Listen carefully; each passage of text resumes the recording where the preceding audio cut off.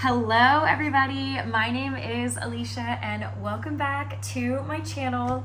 In today's video, we are reading Love Me, as in a letter, love, comma, me. Oh, I'm so excited. So it's not marketed online as a romance novel, so I'm curious to see what I think of it. I mean, y'all will probably already know depending on what I titled the video, but it's marketed more as women's fiction, but there is kind of a love story in here. I mean, look at the cover. There's a man in her sunglasses, so I don't know. We shall see. This is by Jessica Saunders, and this is her first novel. It's her debut, and it's brand new. It just came out in January of 2024. Also, by the way, happy May 2024. So this just came out a couple of months ago. It has already a little over 2,400 reviews between Amazon and Goodreads, and it has between a 3.5 and a 4.1 star rating. So seems promising, seems like it'll be good. We shall see. I love romance books, but I'm slowly starting to get into women's fiction, kind of like what Sophie Kinsella's books have turned into. So I'm curious to see how I'm going to feel about this. It's relatively short. It's 260 pages. So I want to see if I can just read this in a day. It's a little book. So 260 pages for this tiny little thing. So this is about Rachel Miller. So she is a lawyer and has 2 kids and a husband. However, this man on the cover is not her husband. So I guess Rachel is a lawyer, and it says she's just as comfortable in the courtroom as she is on the sidelines of a soccer field. And then it says, sure, her marriage is on autopilot, her parents are overly involved, and I guess the women in her neighborhood can be super catty, all suburban moms. But if you ask Rachel what she thinks about her life, she'll say life is good. However, there's a little bit of a turn. Rachel and somebody, they dated in high school, and I guess they have all these racy photos and love letters between them, and somehow, some way, those get published in a tabloid now in her adult life while she's married with kids. And the other piece of that is the guy, the ex-boyfriend, he's now this superstar mega actor. His name is Jack Bellow, and it kind of thrusts Rachel into the spotlight, and it brings her back into Jack's world. So I don't really know if we're going to get some infidelity. I'm not sure what Rachel's marriage is like. I mean, all it says is her marriage is on autopilot.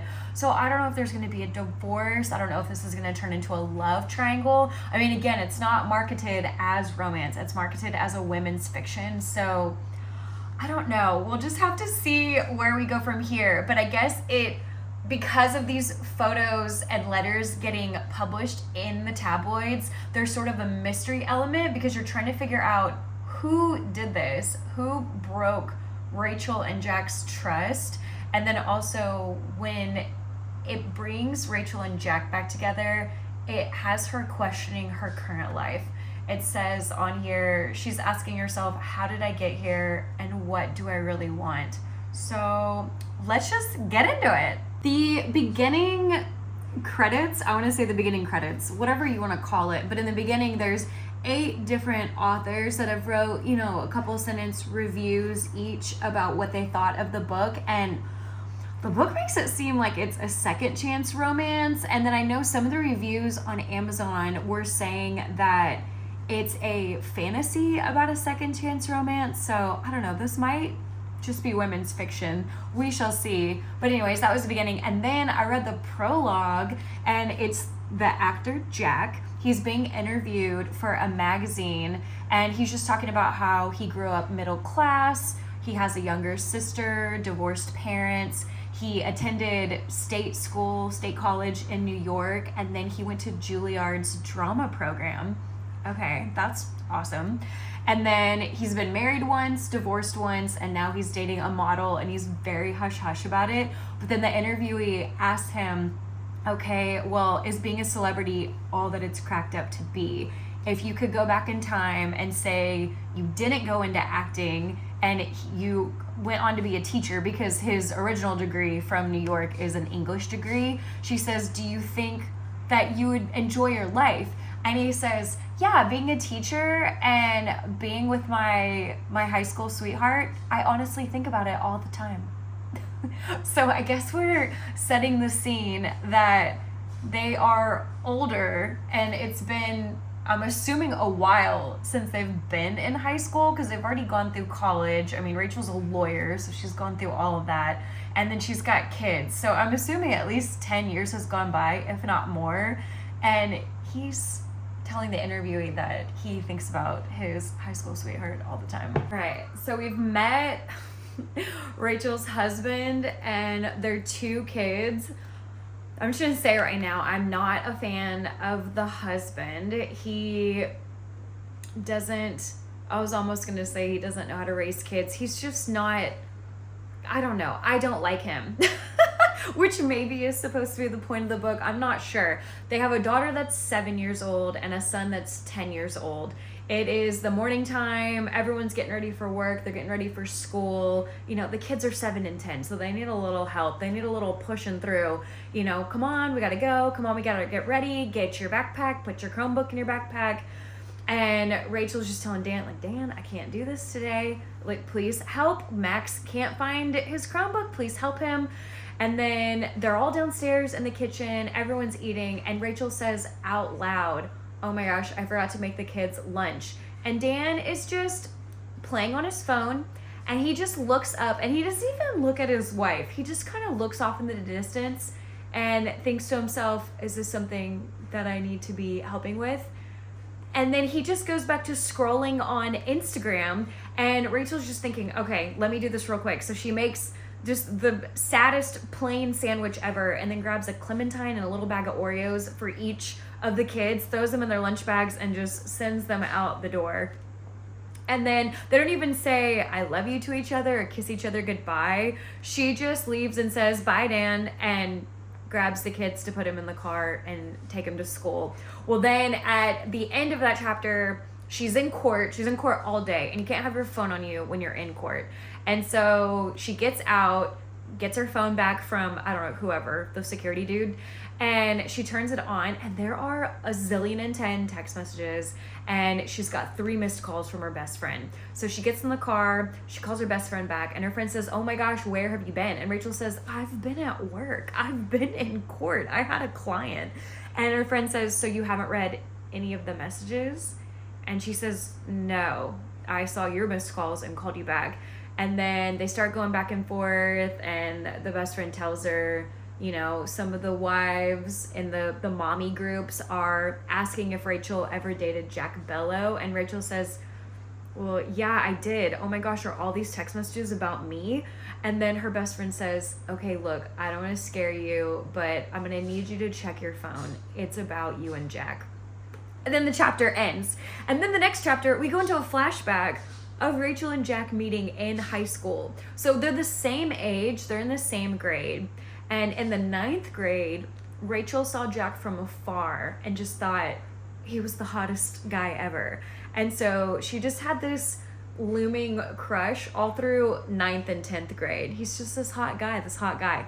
Well, then 11th grade comes around, and one of Rachel's best friends knows Jack, and then obviously she knows Rachel. They hang out all the time. So while they're at a school audition for one of the plays, she introduces them.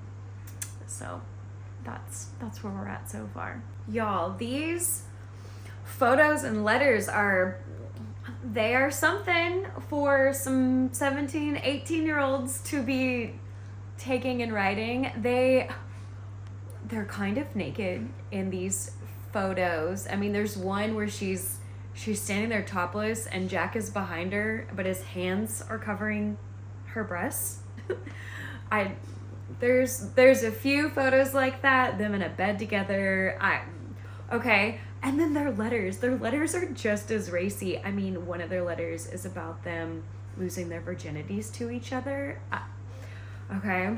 And so Rachel in real time is freaking out about this because her husband, Dan, I don't want to say he's a very jealous person. He's just really jealous when it comes to Jack. He just wants nothing to do with Rachel having dated him all through high school into college and them being so enamored with each other and so in love. And so Rachel is trying to find a way to get a hold of him. She's calling him, she's texting him, but she wants to be the one to tell Dan that these got published to the tabloids and it's all over the internet rather than Dan finding out by looking at his phone or checking his email. And so she's scrambling with that. And then she's thinking about Jack, and it sounds like he emotionally hurt her. We don't know as the reader why they broke up, but it sounds like it took a toll on her. And I don't know, it kind of makes it seem like Jack is the one that broke up with Rachel. Jack's the one that ended this sweet little romance that they had going on. And then we go into a flashback of them in high school, and it's their first kiss. And it's just, they're so sweet.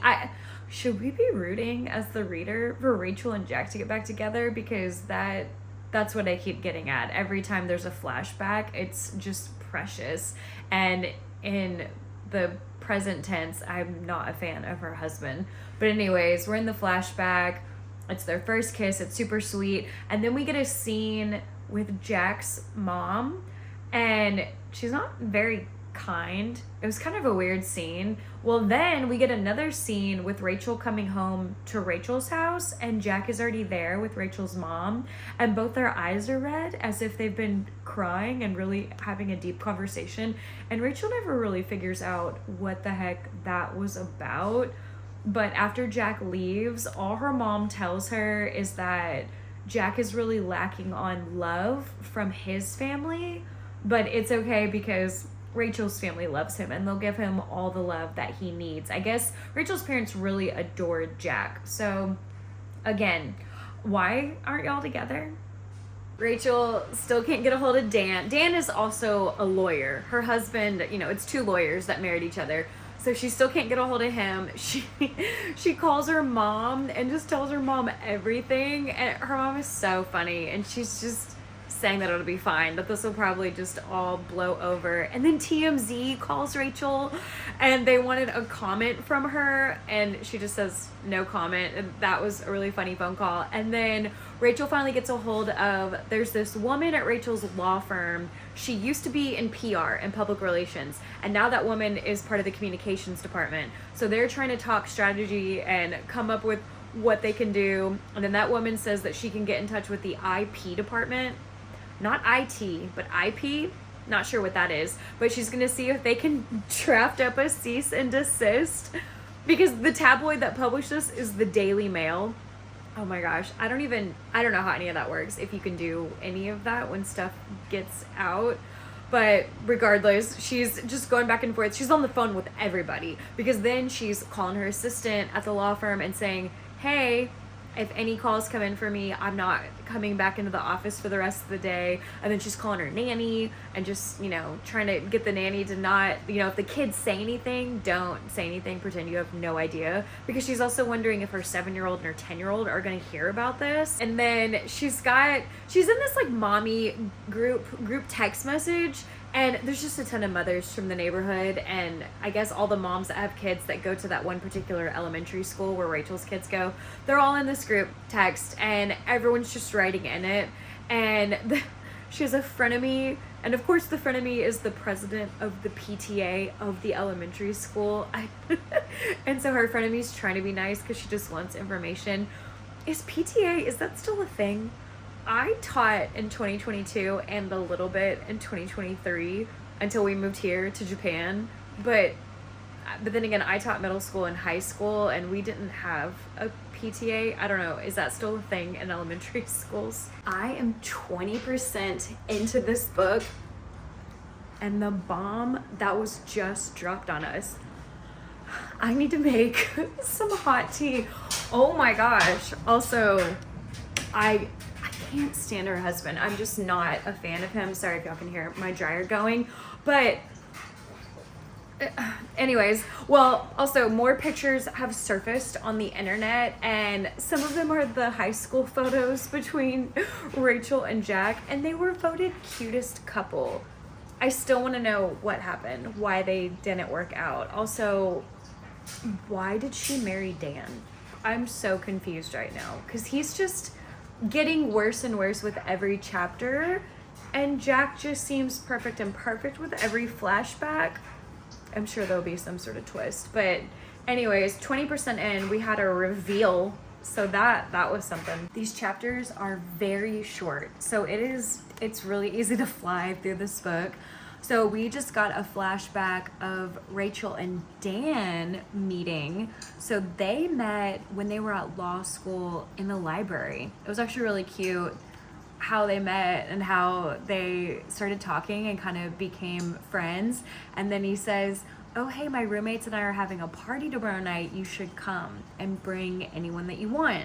And so this is where it gets weird though, because Rachel and her friends go to this party and she sees Dan. She, meets the rest of his roommates. She knows one of them and he just says, oh, you're a hot library girl. And so this roommate knows this. He knows that Dan invited Rachel, but still, this roommate just says, hey, you want to go smoke, weed? You want to go smoke in my bedroom? And Rachel agrees.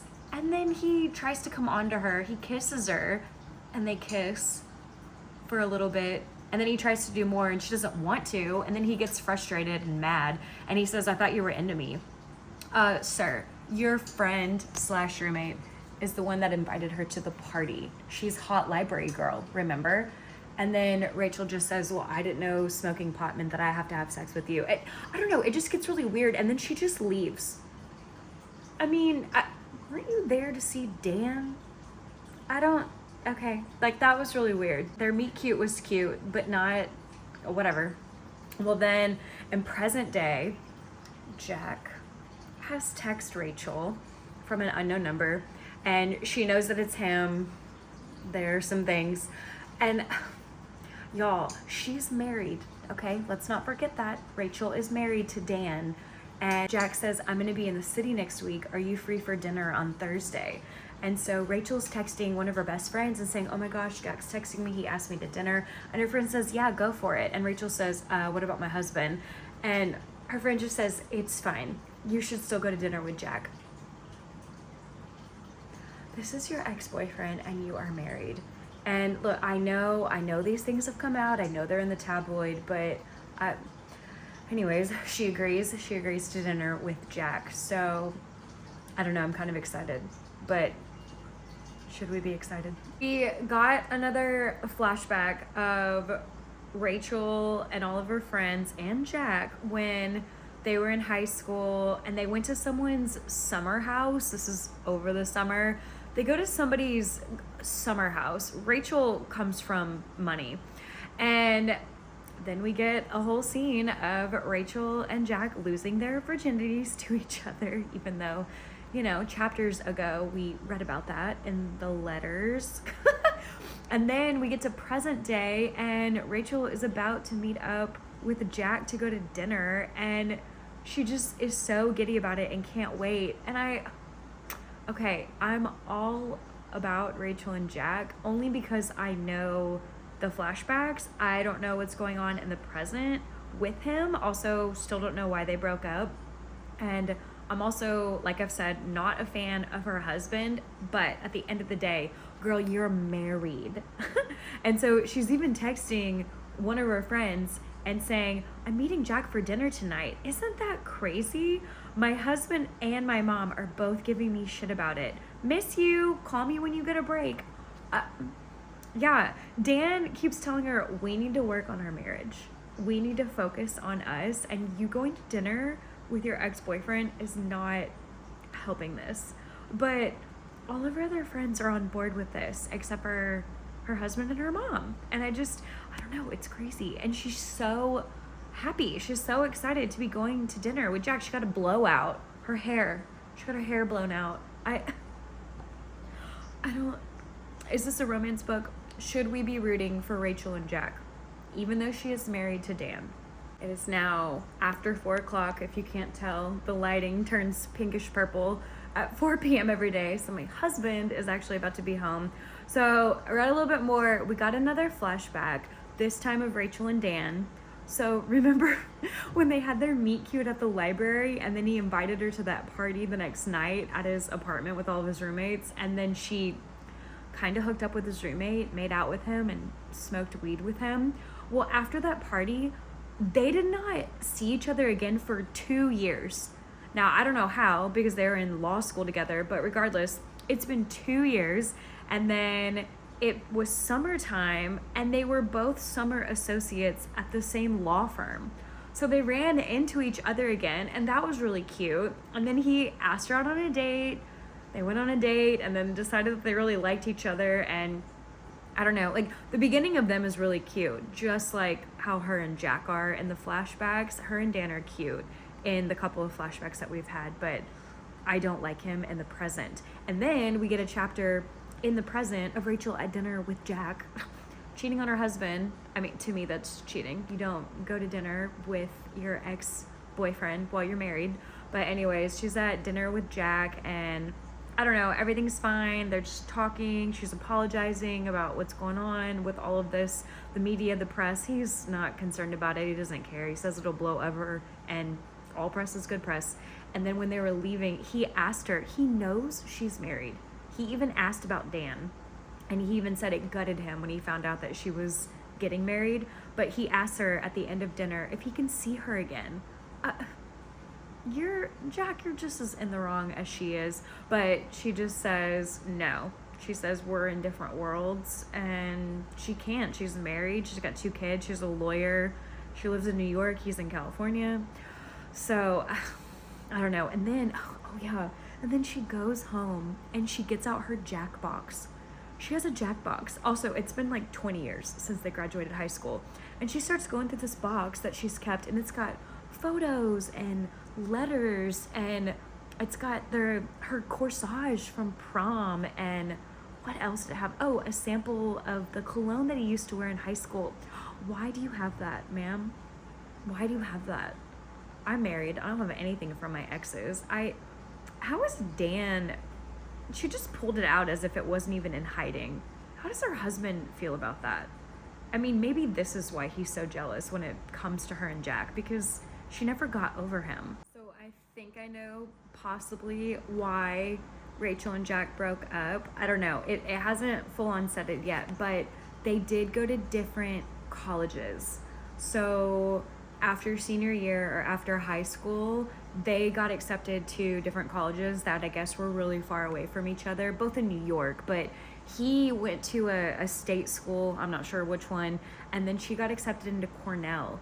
And so they're saying goodbye to each other and telling each other they'll see each other in a month. And so this is probably the beginning of the end for them. And a big part of it was probably the distance. That's just what I'm assuming. We shall see. But that was really sad. It was kind of heartbreaking to read about them going to different schools and them saying goodbye to each other. And then we get the chapter in present day, and it's after Rachel and Jack had dinner. I guess there was paparazzi there, and they took a picture of them hugging. So they're just in this embrace.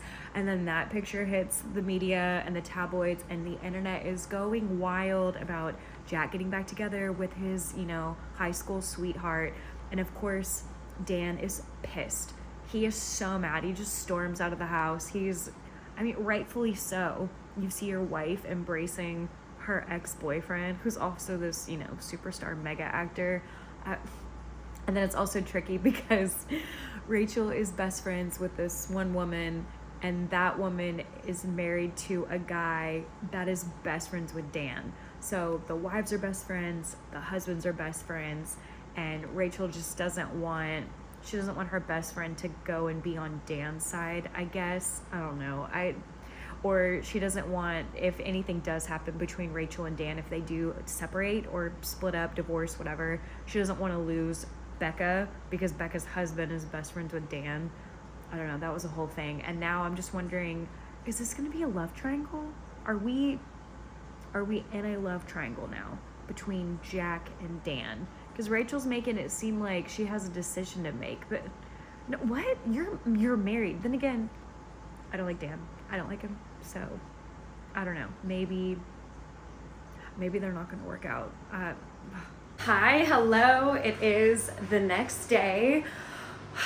Y'all, I've been dealing with our car stuff this morning. The JCI, LTO, VRO. I don't know. It is, to me, it's so confusing in Japan to drive over here. There's road taxes that you have to pay every year, and you get a sticker that they put on your windshield, and it's really big, and it goes next to your rearview mirror, and everyone can see it. And if you don't pay the road tax and don't get your new decal, and you have the previous year's decal, you can't drive anywhere in Japan. But it's, what's JCI, Japanese Compulsory Insurance, and then there's LTO, the Land Transportation Office, and then VRO, the Vehicle Registration Office.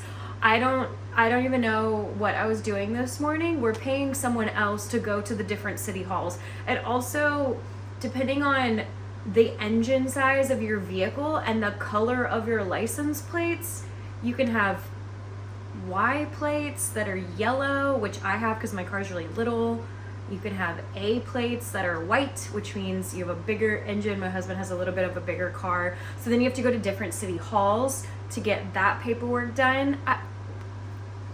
Okay, well, we're paying somebody, and we had to pay them in yen and in American. So whatever. Anyways, so I've been doing that this morning, but I got more into the book last night. I got to a little bit over 50%, and I'm about to just sit down and tell y'all about it. Okay, I was trying to look and see where it was that I had last updated y'all. So up until this point, the kids, so Dan and Rachel have 2 kids, a 7-year-old and a 10-year-old. The 10-year-old son, his name is Max. Max has found out about what is going on the internet because all of his little friends are talking to him about it, because Max's parents, I guess, are talking about it openly. This is why you have to be so careful around kids, because they hear everything and then they repeat it. So now these little kids are coming up to Max at elementary school and asking him if his mom is gonna leave him for this superstar actor Jack Bello. So now Max is asking Rachel, he's asking his mom, are you leaving? Are you moving to California to be with him? That was so sad. Okay. And she calms Max down. She's like, no, I'm not leaving you. We live here together in this house.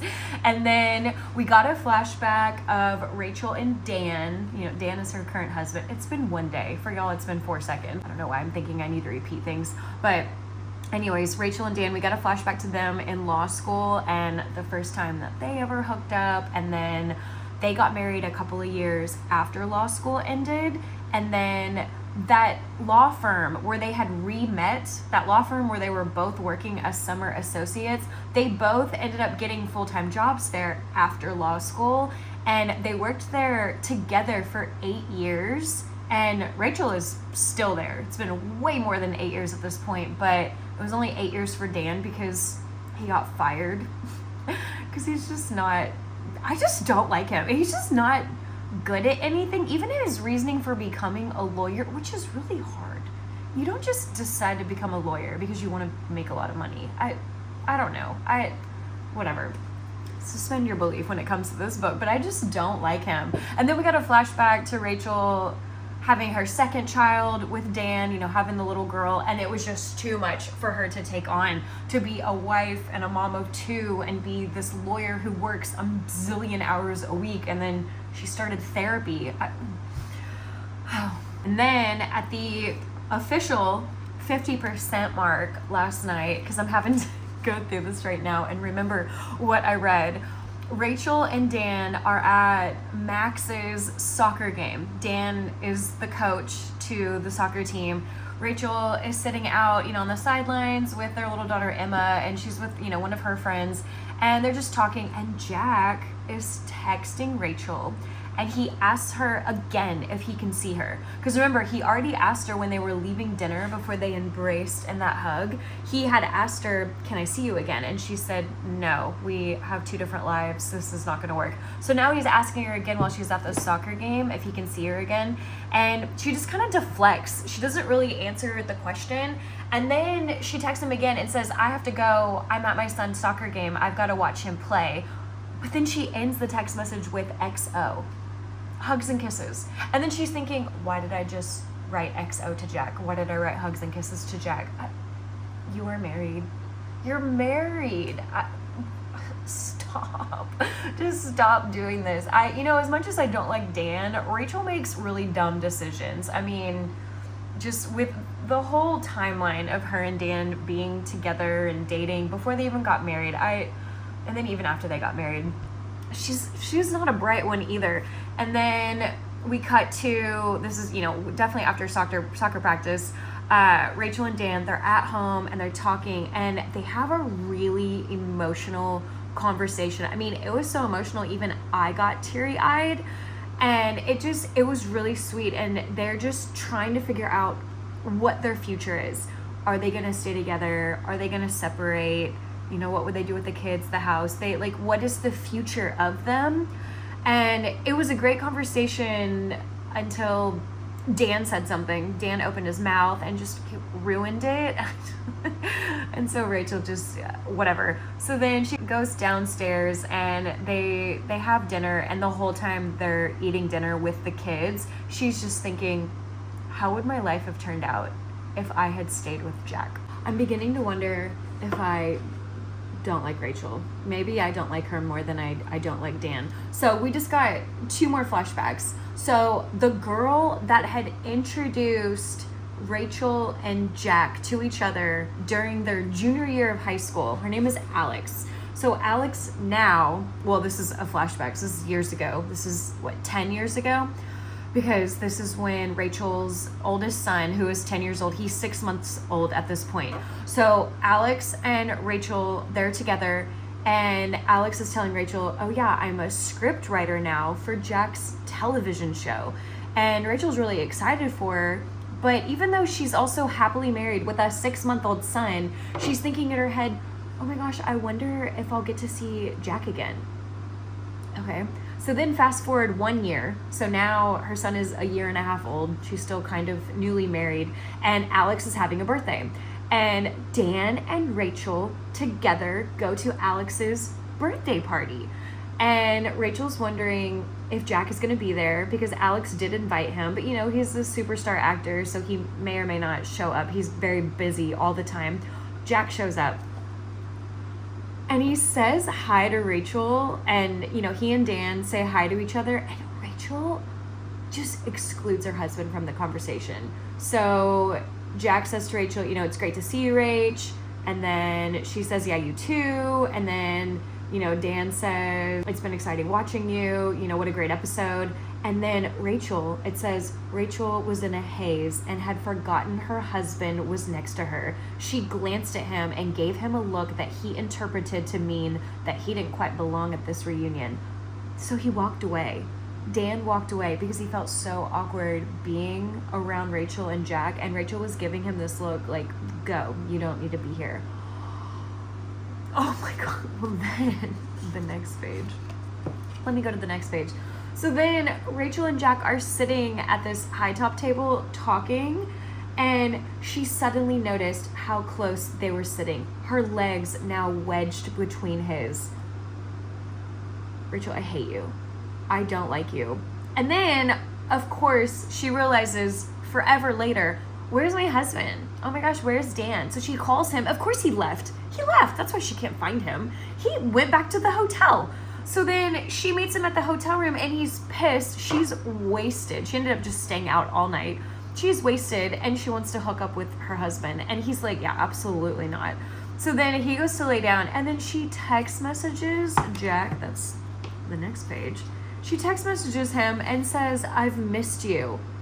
And then he writes her back and says, I have too. You're newly married. You're a few years into your marriage. You have a 1.5-year-old son. again, these were both flashbacks. And again, we still don't know why Rachel and Jack broke up in the first place. But why did you even get married if you weren't over him? I mean, I know people do that, but you're just hurting Dan. Y'all, I can't with this book. We're so close to being done. The decisions that Rachel makes, I'm speechless. So we're in present day. The communications woman that Rachel works with, that is trying to help Rachel, because that woman also used to work in public relations, she's reading another article to Rachel because another article has come out. Everyone just wants to get another sighting of Jack and Rachel together. It's the rumor mill, and people are just, writing about, here's what we know, here's what we don't know, and this is what could happen next. And so Caitlin is reading all of this out loud to Rachel because Rachel is still just avoiding the internet, essentially. And Caitlin is giving her different options. Okay, we could do this, we could do this, we could do this. And Rachel's just kind of shutting everything down. And Caitlin just says, maybe it'll blow over on its own if we just leave it be, but you just need to make sure you don't see Jack again. And the chapter ends with Rachel literally asking out loud. She says this out loud to another woman. She says, well, what the hell am I supposed to do if I want to see Jack again? I hate you. Maybe leave your husband. Maybe figure out what you're going to do with the kiddos. This is not about you, because you are in a partnership and you have children. Anyways, so then in the next chapter, we get a flashback. So remember when she was wondering if she was ever going to see Jack again, and that's when Max was 6 months old. Her son was 6 months old, and she's thinking about Jack because her best friend is now a script writer for his TV show. Well, then we go into another flashback, and it's 1 year later. So her son is 1.5 years, and it was the script writer's birthday. And then Rachel was very inappropriate and very out of line for a married woman, and just kind of all over Jack at the table, and then texting him that she misses him. So now fast forward another, 3.5 years. So Max is 5 years old now. Her son is 5. She's still married because this is a flashback. And Alex the scriptwriter has called Rachel and said, hey, oh my gosh, Jack has an apartment in the city, in New York. And I guess the Thanksgiving Day parade, it didn't say it in the book, but I think they meant the Macy's Thanksgiving Day parade, the big parade that takes place every year in November. I guess that's taking place right outside of Jack's apartment. And so Alex has called Rachel and said, you should bring Max, bring your son. There's going to be so many kids here at Jack's apartment. And Rachel's thinking, yeah, what a great idea. Yeah, let's go to Jack's apartment, and we'll just say it's all for my son so that he can watch the parade. And she obviously invites Dan. He obviously says no. And she's just thinking, yeah, we'll just go to Jack's during the day, and Max will get to watch the parade from the window, and then I'll drive back and meet up with Dan, and then we'll have Thanksgiving dinner with our families. The decisions that she makes. How has Dan not left Rachel? Okay, I have deduced that this is definitely a women's fiction book. This is not a romance book. I still don't know what's going to happen with Rachel and Dan or Rachel and Jack, but this is definitely it's a women's fiction. I don't even know if I would call this a love triangle anymore. Whatever. So we're in present day, and their 10-year-old son, Max, has gotten into a fight at school because kids are bullying him and asking him questions and saying that your mom's going to leave you and run away, leave New York, go to California, whatever. So Rachel and Dan, they have a heart-to-heart. They're really trying to figure out, what are we going to do? What are we going to do? Are we going to stay together? Are we going to separate? Are we going to be in separate bedrooms? Are we going to get an apartment in the city and one stay in the house? What are we going to do? So they have a conversation, because this is affecting their kids. This can't keep happening. This can't keep continuing.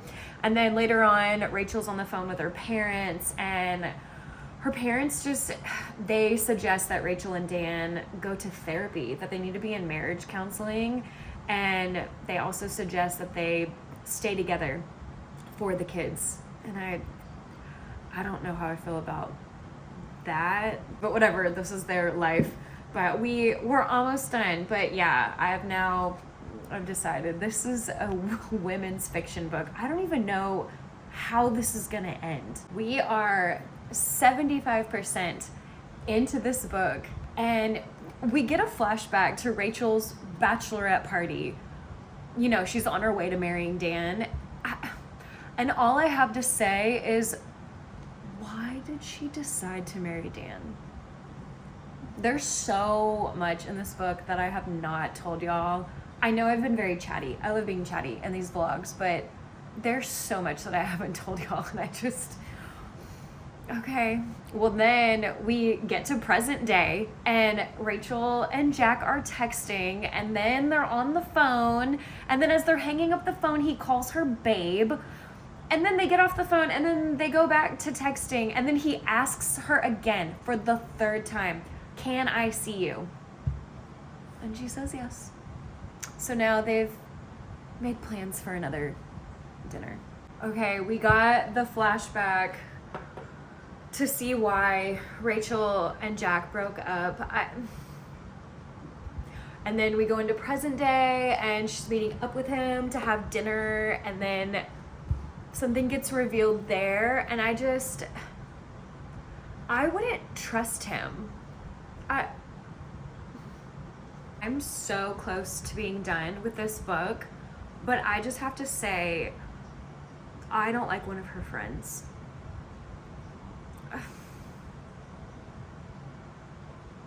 I don't want to spoil anything. I feel like our friend ruined her life.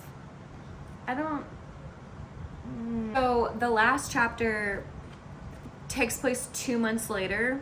The last chapter is like an epilogue, but then that chapter ends and we go into an epilogue, and it's 1 year later, and y'all just gotta read the book to find out. But I really liked it though, even though I know I was complaining. I know I've been complaining, but this was still really good. I am giving it 4 stars. Also, I was reading up on the author. The author also went to Cornell, and then it had a little bit of legal jargon after that. I think the author was also a lawyer, because all the lawyer scenes are so legitimate, and I just kept thinking, is this real? Is this really how it goes down, how it works? I think the author is actually a lawyer. And then I love that she also went to Cornell. You know, she had her character Rachel going to Cornell and then being a lawyer, and she lives in New York. I'm reading the back of this, although the back of this is kind of covered with a Japanese price tag, but I was also reading on Amazon about the author. But anyways, thank y'all so much for coming along on this journey with me.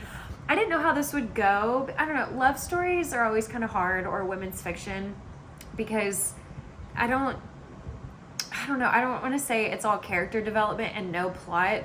There's a little bit of plot. I mean, there's a little bit of a love triangle, but I just never know how these vlogs are going to go and if they're going to end up being boring. So let me know if you like this, or if you just want Harry Potter and thriller vlogs. I think I'm going to read a thriller next, like right now. But anyways, thank y'all so much for being here, and I will see y'all on the next one. Bye.